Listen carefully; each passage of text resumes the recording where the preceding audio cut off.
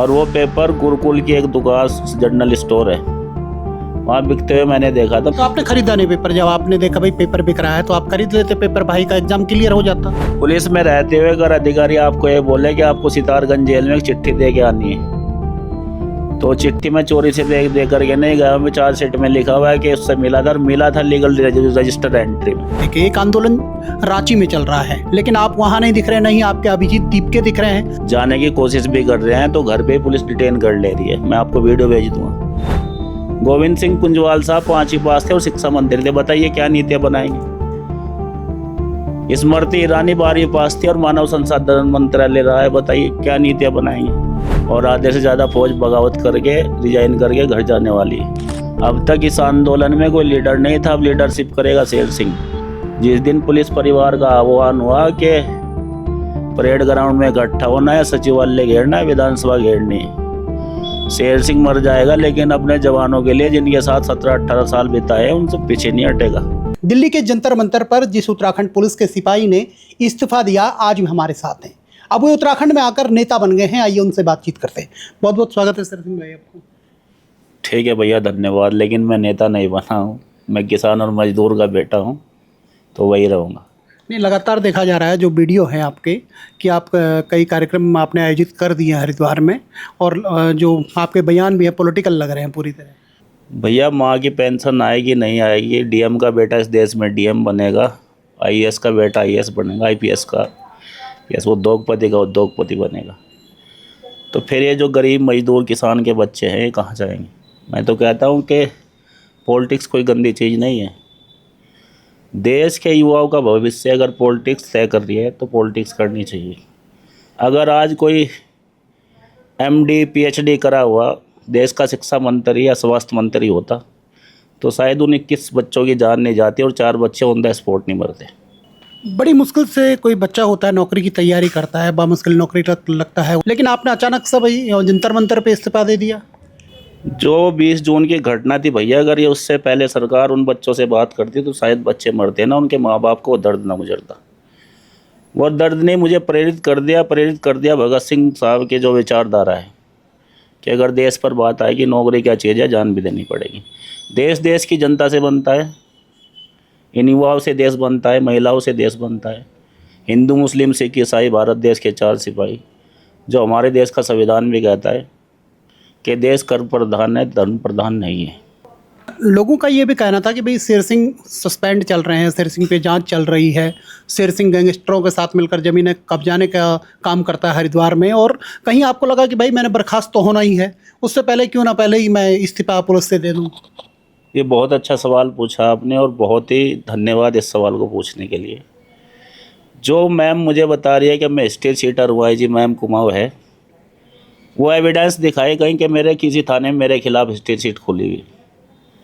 ये मामला है कि कोई मुकदमा, जज साहब की एक वीडियो हाई कोर्ट की, जज साहब उसमें पूछ रहे कि एफआईआर संख्या जो 415 है ये 2022 में हुई, तो आप कैसे कनेक्ट कर रहे हैं इस महिला को कि इसका नाम लिया नहीं।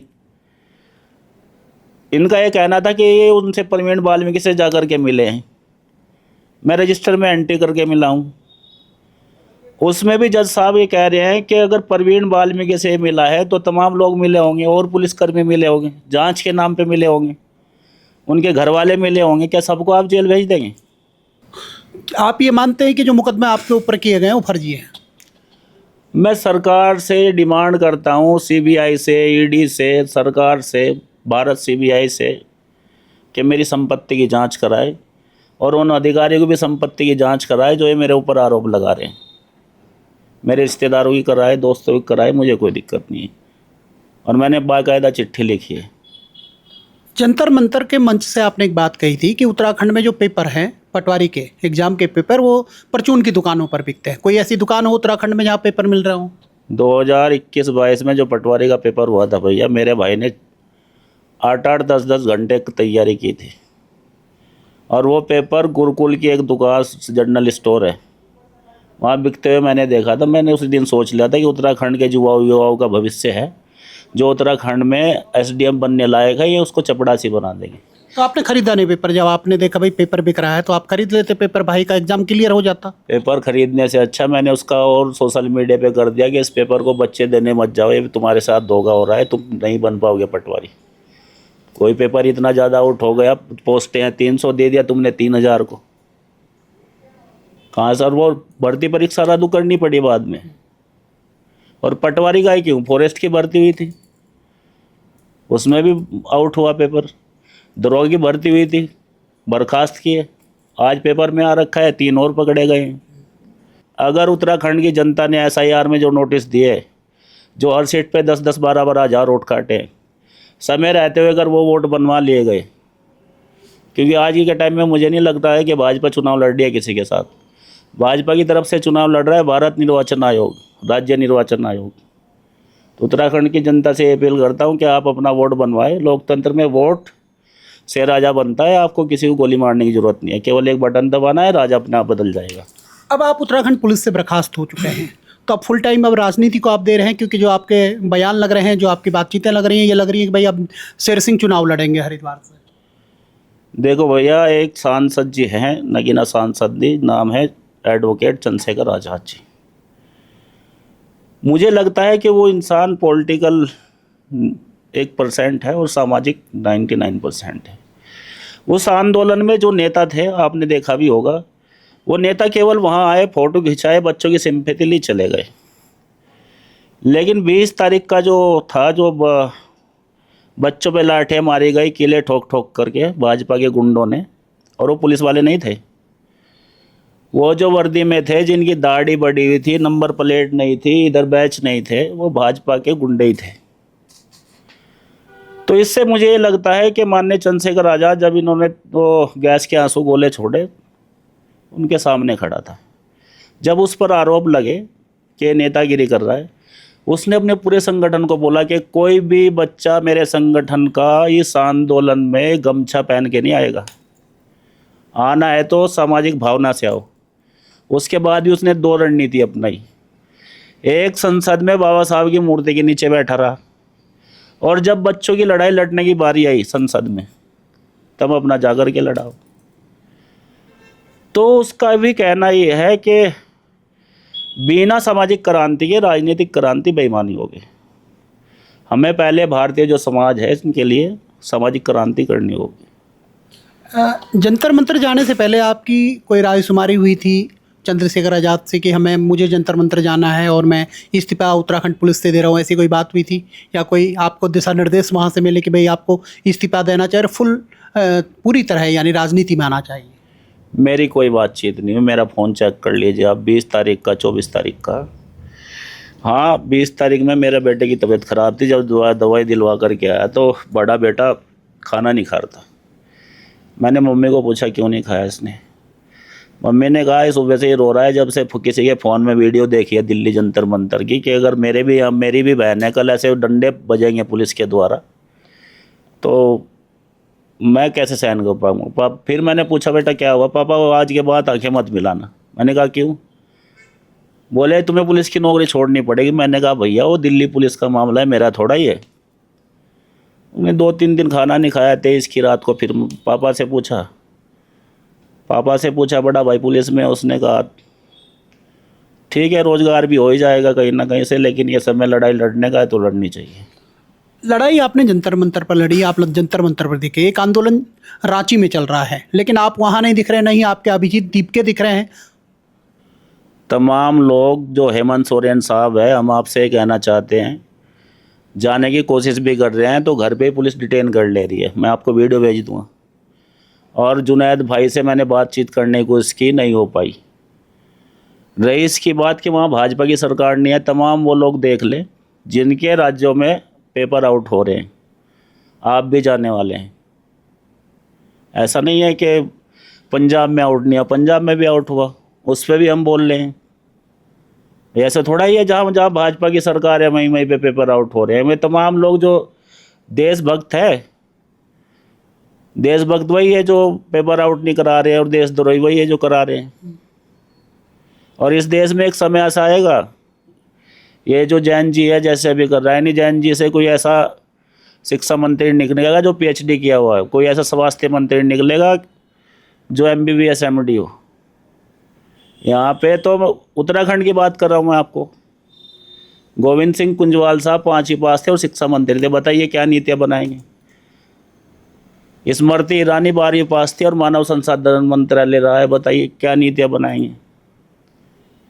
एजुकेशन जो है डॉक्टर बाबा साहब भीमराव अम्बेडकर ने कहा है कि जो पढ़ेगा वो दाढ़ेगा जरूर। शिक्षा वो शेरनी का दूध है। शिक्षा शेरनी का दूध है। मैं देख रहा था एक वीडियो आपका कि जो भारत माता की जय जो नारा है वो उद्घोष है, भारतीय सेना का भी उद्घोष है, देश के हर नागरिक का उद्घोष है, लेकिन आपने कुछ सवाल उठाए थे भारत माता को लेकर। ऐसा क्या रहा कि आपने भारत माता को लेकर ही सवाल उठा दिए? भारत जो माता है भैया, आप लोग सिंपल समझिए, आपको कोई काल्पनिक तस्वीर दे रहा है ज़बरदस्ती। क्या आप बोलो कि भारत माता की जय। कौन है भारत माता? तमाम उत्तराखंड के वे शहीद जिनके बेटे बॉर्डर पे शहीद हुए वे भारत माता। तमाम उनके पिता बेटा हुआ है बॉर्डर पे शहीद और बाप हो गए खेत में काम करते करते शहीद। वो है भारत माता। भगत सिंह की माँ है भारत माता। लेकिन आप इस बात से परहेज करते हैं कि आप नहीं कहेंगे भारत माता की जय? क्यों नहीं कहेंगे भैया? भारत माता की जय बोलेंगे, लेकिन इनके बोलने पे थोड़ा ही बोलेंगे। जो राष्ट्र हित में होगा उसके लिए बोलेंगे। जिसके बेटे शहीद हुए हैं उनके लिए जय बोलेंगे, उनकी जय बोलेंगे। वही है भारत माता। अभी आपके पीछे एक पुलिस के ही कांस्टेबल हैं उत्तराखंड के, उन्होंने कहा था जी मैं इस्तीफा देते, अगर शेर सिंह भाई को कुछ होगा तो मैं इस्तीफा दूंगा। और हालांकि अब सस्पेंड उनको कर दिया गया है। क्या आपके साथ के हैं या आपके साथी पहले सस्पेंड हुए थे या कोई कार्रवाई उन पर हुई थी? उसके ऊपर तो कोई कार्रवाई नहीं है। वो नया लड़का भर्ती है, 2012 बैच का है। 2022 के चुनाव से पहले 21 अक्टूबर के दिन पुलिस शहीद दिवस था। धामी जी ने घोषणा की थी कि हम पुलिस के जो कर्मचारी हैं उनको 4600 देंगे। उस आंदोलन को रोकने के लिए DGP साहब थे अशोक कुमार साहब, उनको CM साहब ने आदेश दिया कि अगर तेरी पुलिस में बगावत होगी और ये आंदोलन नहीं थाम पाए तो हम तुम्हारा चार्ज छीन लेंगे। उनकी बेटी आज उसी दम पे IPS भी बन गई। उसी दम पे मतलब हुआ होगा कुछ ना कुछ तो, जो बेटी IPS बन गई। वरना क्या, जो उनकी बेटी है बेचारी, अब तो अपने गौर से देखिए, वो क्रिकेट में स्पोर्ट्स में ज़्यादा रुझान था उनका। तो यानी आप कह रहे हैं कि UPSC में भी धांधली आरोप लगा रहे हैं आप? क्यों नहीं हो सकते भैया, बताइए आप। जब MBBS नीट का पेपर लीक हो सकता है तो UPSC में क्यों नहीं हो सकता है? इंटरव्यू में हो सकता है। तो क्या जिनको सस्पेंड किया है वो इस्तीफा वो भी देने वाले हैं या यही वीडियो बना के बात कही है? अगर धामी जी चुनाव से पहले आपने इन कर्मचारियों को 2001-2 बैच और जो उसके ऊपर भी है नहीं दे पा रहे हैं आप, पुलिस के अधिकारी तो इनको आदेश करते रहेंगे ये करना है वो करना है, वो करेंगे नहीं। और आधे से ज़्यादा फौज बगावत करके रिजाइन करके घर जाने वाली है। कहाँ की फौज? उत्तराखंड पुलिस की बात कर रहा हूँ भैया। क्या आप टच में हैं उत्तराखंड के पुलिस के जो जवान हैं, जो आपके साथ के जो बैचमेट होंगे? क्या इस तरह की बातें चल रही है उत्तराखंड पुलिस के अंदर कि भाई हम इस्तीफा देने के बाद घर जाने वाले हैं? ये तानाशाही सरकार ने जनपद पिथौरागढ़ में एक ही दिन में 10 सिपाही सस्पेंड किए हैं, वो इसी को लेकर के कि आंदोलन आगे ना बढ़े। अब तक इस आंदोलन में कोई लीडर नहीं था, अब लीडरशिप करेगा शेर सिंह। जिस दिन पुलिस परिवार का आह्वान हुआ कि परेड ग्राउंड में इकट्ठा होना है, सचिवालय घेरना है, विधानसभा घेरनी है, शेर सिंह मर जाएगा, लेकिन अपने जवानों के लिए जिनके साथ 17-18 साल बिताए हैं उनसे पीछे नहीं हटेगा। यानी 4600 की लड़ाई अब शेर सिंह लड़ेगा, उसकी अगुवाई में लड़ाई चलेगी? बिल्कुल लड़ेंगे, पुलिस परिवार के लिए लड़ेंगे। बड़े जो अधिकारी है वो तो सब कुछ ले लेते हैं, इनकी तो यूनियन है, लेकिन जो छोटे कर्मचारी है उनको तो बोलने से भी रोका जा रहा है। यार आप सोचो ना, जिससे आप 24 घंटे नौकरी ले रहे हो, लेनी थी आपको 8 घंटे की। बॉन्ड आप उससे पहले भरा लेते हैं कि आप 24 घंटे के लिए अवेलेबल। ये न्याय है? किसी और का विभाग के कर्मचारी को देखो, डॉक्टर को देखो, मास्टर को देखो, 6-6 महीने छुट्टी, 8-8 घंटे की नौकरी है। क्या पुलिस के सिपाही से 16-18 घंटे लोगे, उनको ओवर टाइम भी नहीं दोगे, ऊपर से बोलते हो कि रिश्वत ले रहे हैं। उसके भी बच्चे हैं, फ्रस्ट्रेट हो जाता है सिपाही। कुछ पुलिस के लोगों से मेरी बात हुई, जो पुलिस के सिपाही भी हैं, कुछ दारोगा भी हैं, उनका ये कहना है कि भाई शेर सिंह को अगर अपना इस्तीफा देना था अपने उच्च अधिकारी के पास देते, अभिजीत दीपके के पास क्यों अपने बैच उखाड़ के दे दिए, या अपनी वर्दी क्यों अभिजीत दीपके के पास सौंप दी? मेरे पास लिखित में है, अधिकारियों के साइन है, मैं इस्तीफा इनको दे के आया था। अब मैं सोच रहा था चुपचाप समाज सेवा करूँगा, मेरा थोड़ा बहुत जो एनपीएस का पैसा है वो मिल जाएगा मुझे, नहीं दिया। तब जब ये सिचुएशन हुई, आंदोलन को देखा, बेटे ने कहा कि दे के आओ, उसके बाद दे दिया तो 4 दिन के बाद ही बर्खास्त कर दिया। यार मुझे बर्खास्त कर दिया, मुझे कोई दिक्कत नहीं है, लेकिन जो बच्चों पे, महिलाओं पे, उन युवतियों पे, बहनों पे जो जिन कील ठोक ठोक के जो डंडे पेले हैं जिन लोगों ने, उनको बर्खास्त क्यों नहीं किया अब तक, बताइए आप लोग। तो अब क्या करेंगे आप? अब तो बर्खास्त भी हो गए हैं, अब तो फुल टाइम राजनीति में आएंगे या चुनाव लड़ने का कोई प्रोग्राम? क्योंकि बताना पड़ेगा आपको दरअसल, क्योंकि भाई लोग पूछ रहे हैं और जनता ये भी जानना चाह रही है कि भाई जंतर मंतर से आपने इस्तीफा दिया, अब गांव में मैंने कुछ वीडियोस में आपको देखा है कि भाई समाज सेवा का भी जो काम है वो कर रहे हैं, कई कार्यक्रमों में आप गए हैं, स्वागत आपका हो रहा है, तो क्या हरिद्वार ग्रामीण से तैयारी रहेगी?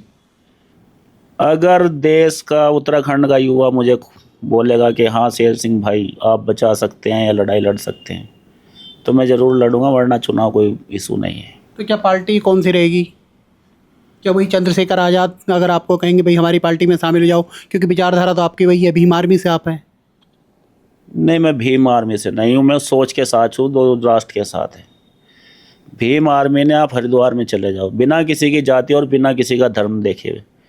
इतनी भीम पाठशालाएँ खोली हुई है कि शायद प्राइमरी स्कूलों में उतने बच्चे नहीं हैं जितनी हमारी पाठशालाओं में। मैंने खुद 85 पाठशालाएँ खोली थी। 2 अप्रैल भारत बंद में मेरे ऊपर आरोप था कि मैंने माननीय न्यायालय का जो हाई कोर्ट है उनके आदेश का अवहेलना किए। मैं उस SC/ST के प्रोटेस्ट में शामिल था। और ये जो IG मैम है, वो देहरादून पोस्टिंग थी मेरी, देहरादून SSP हुआ करती थी। मेरी जांच हुई, 2 बार जांच हुई, उस जांच में मैं निर्दोष पाया गया। निर्दोष पाए जाने वाले सिपाही की पोस्टिंग आप रुद्रप्रयाग अति दुर्गम में कर देते हैं, तो क्या इस पे कोई सवाल उठाएगा? नहीं, अभी आपने बताया आपने 85 पाठशालाएँ खोली थी, कहाँ से इतना फंड जनरेट हुआ, कहाँ से पैसा आया? 85 विद्यालय अपने आप में बड़ी बात है। 85 पाठशालाएँ खोलने के लिए आपको फंड की ज़रूरत नहीं पड़ती है, जिसका उसमें टीचर है, उसमें संसाधन है। पहले तो आपको सामाजिक क्रांति करने के लिए जो बच्चे हैं वो आपको तैयार करने पड़ते हैं कि भैया देश सेवा जो है शिक्षा से हो सकती है। फिर इस गांव में जो गवर्नमेंट जॉब में थे लोग, पे बैक टू सोसाइटी जो बाबा साहब ने बताया था, उनसे ही हम लोग 100 रुपये 200 रुपये महीना दे देते थे वो लोग। उनसे ही किताबों की व्यवस्था हो जाती थी, उनसे ब्लैक बोर्ड की और उनसे बेंचों की व्यवस्था हो जाती थी। फंडिंग कहाँ से हुई? हमने तो सरकार से भी फंडिंग मांगी है कि देश सेवा कर रहे हैं, तुम दे दो। अभी वर्तमान में आपके ऊपर मुकदमा चल रहा है, हो सके फिर आपको जेल जाना पड़ सकता है, एक बार पहले भी जेल गए हैं, जेल जाने के लिए तैयार हैं? भैया पहले तो जो हाई कोर्ट की वीडियो है, माननीय हाई कोर्ट ने कहा है कितनी बुरा तरह वकील को धमकाया, और उसमें हाई कोर्ट जो जेल जाने का चांस है, 3 धाराएँ थी।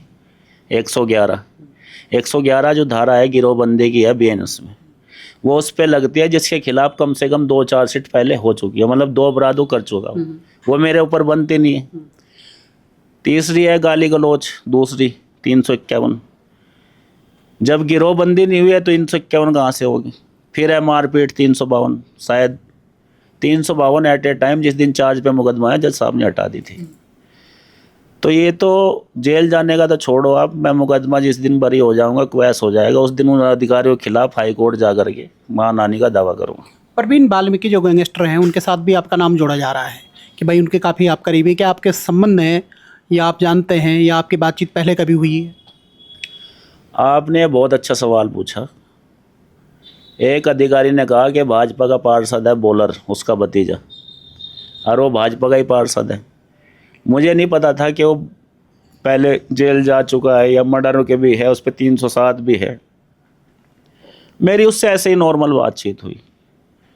फिर कुछ अधिकारियों का प्रेशर आ कि नगर निगम का चुनाव है हरिद्वार में, वो रुड़की में, सॉरी, कि वहाँ काम करना है। मैंने कहा भैया ये काम मैं कभी नहीं करूँगा, आप पुलिस से रैली करवा रहे हैं कोई बात नहीं, कुछ और करवाया कोई नहीं, लेकिन लोकतंत्र में वोट की जो वैल्यू है, हालांकि वो इलेक्शन आपने नज़दीक से अगर नगर निगम का किसी ने हमने देखा हो मेयर का, तो यशपाल राणा जी थे जो हारे हैं, वहाँ की जनता से जात करके पूछ लेना, वो 16,000 के लीड में थे। उसी वजह से प्रवीण वाल्मीकि से जोड़ा गया। तो यानी आप परवीन वाल्मीकि से कभी मिले नहीं हैं या जान पहचान आपकी नहीं है, ये कहना चाह रहे हैं आप? पुलिस में रहते हुए अगर अधिकारी आपको ये बोले कि आपको सितारगंज जेल में एक चिट्ठी दे के आनी है, तो चिट्ठी में चोरी से दे करके नहीं गया। मैं चार्जशीट में लिखा हुआ है कि उससे मिला था, और मिला था लीगल रजिस्टर एंट्री में। चिट्ठी किसने लिखवाई थी? सरकारी विभाग से मिल जाती है कि आपको वो चिट्ठी जो वहाँ जेलर अधीक्षक को देगा नहीं, और उसके 2 दिन बाद ही आप देख लेना। शायद चार्जशीट में वो तारीख देख करके बताऊंगा। जिस दिन मैं मिलने गया था उसके 2 दिन बाद जिला पंचायत अध्यक्ष का चुनाव था अल्मोड़ा में और नैनीताल में। तो उसमें जो जिला पंचायत अगवा किए होंगे वो शायद वही खेल होगा, मुझे उतना जानकारी नहीं, लेकिन मैं अंदाजा बता रहा हूँ। या अंदाजा ये लगा रहे हैं कि जो अगवा हुए थे उसमें प्रवीण वाल्मीकि का हाथ है, ये कहना चाह रहे हैं आप? बिल्कुल, मैं यही कहना चाह रहा हूँ। सारा खेल उस चिट्ठी का है, जो चिट्ठी आप देख के आए? हाँ, सारा खेल वो चिट्ठी का है। चिट्ठी किसने, पुलिस के अधिकारियों ने दी थी या किसने वो चिट्ठी दी थी, कुछ जानकारी आपको? मैं किसी का पर्सनली नाम नहीं लेना चाहता हूँ, क्योंकि किसी से 17-18 साल विभाग में नौकरी की है। उन्होंने जो मेल ले किया उसके लिए धन्यवाद। अगर मुझे जेल ना भेज दे तो मैं आपके सामने ना बैठा होता। यानी कुल मिला के नेता बन गए हैं आप शेर सिंह? नेता का है या समाज सेवी का है? नेता बनने से अच्छा था उत्तराखंड का बेटा बनो। विधानसभा में अगर सही लड़ाई लड़नी है तो पहले अपना जंगल और ज़मीन बचाएंगे, जिसकी वजह से हमें उत्तराखंड को देवभूमि बोलते हैं और हमारी पहचान है। तो क्या लगता है आपको हरिद्वार जो ग्रामीण की जो जनता है वो आपको अपनाएगी 2027 चुनाव में? एक भीड़ होती है भैया, किसी को 1000 रुपये एक पोवा और खाना दे करके बुलाने की, और एक भीड़ होती है उसने कहा शेर सिंह भैया आज उस गांव में आ रहे हैं, तो आसपास के गांव के लोग इकट्ठा हो जाते हैं। मैं सत्ता में नहीं हूं, लेकिन मुझे संविधान की नॉलेज है, मुझे कानून की नॉलेज है, मुझे पता है अधिकारियों से कैसे काम निकालना है। मेरा कोई काम निकलता भी है तो मैं सीधे मुख्यमंत्री हेल्पलाइन में शिकायत करता हूँ, और 15 दिन में अगर निस्तारण नहीं हो रहा है तो उस पर RTI मांग लेता हूँ। किसी की कोई ज़मीन कब्जा रहा है, वो कॉलोनी है वो नहीं है, तो मैं सीधे उसको RTI मंगवाता हूँ। इस पर क्या अप्रूव क्यों नहीं है, कैसे काट दिया आपने, कैसे कब्जा लेंगे ज़मीन को, कैसे लोग ये काम नहीं करोगे? जवाबदेही है सरकार की। कोई एक्शन जो है पानी नहीं भेज रहा है, जगह जगह लीकेज हो रही है, पूछो उसको यार। अगर तुम्हारी वजह से किसी की जान चली गई ना, गंदा पानी पी करके उसको पीलिया हो गया, लीवर फेल्ड हो गया, तो उस अधिकारी पे जब तक 302 में मुकदमा नहीं होगा, जब तक वो चाहे वो कोर्ट से हो या वो पुलिस थाने से हो, तब तक हटेंगे नहीं हम वहाँ से। यानी क्षेत्र में पूरी तैयारी आपने कर ली है, गांव-गांव जा रहे हैं, लोगों के पास जा रहे हैं, बातचीत उनसे कर रहे हैं? मैं लोगों से फ़िलहाल तो ज़्यादा इसलिए मिल रहा हूँ कि भैया SIR होने वाली है, बाद में आपको पछताना पड़ेगा। आपके जो भी डॉक्यूमेंट से घुमा फिरा के मांग रहे हैं आप इनको दे दो, चाहे वो परिवार रजिस्टर की नकल हो, आधार कार्ड हो, पैन कार्ड हो, 2003 से पहले वोटर लिस्ट का मामला हो। तो बहुत बहुत धन्यवाद, आप हमारे साथ जुड़े। ये हमारे साथ शेर सिंह थे जो कि जंतर मंतर पर इस्तीफा सौंप कर आए थे। अब वे हरिद्वार में नेता बन गए हैं, समाजसेवी बन गए हैं, लगातार लोगों के बीच हैं, लोगों से बातें कर रहे हैं। हालांकि 2027 का जो चुनाव है उसमें चुनाव लड़ने को उन्होंने साफ कहा है। जो जनता चाहेगी हरिद्वार की वे आगे उस विषय में सोचेंगे। लक्ष्मण राणा, तीतर मीडिया, देहरादून।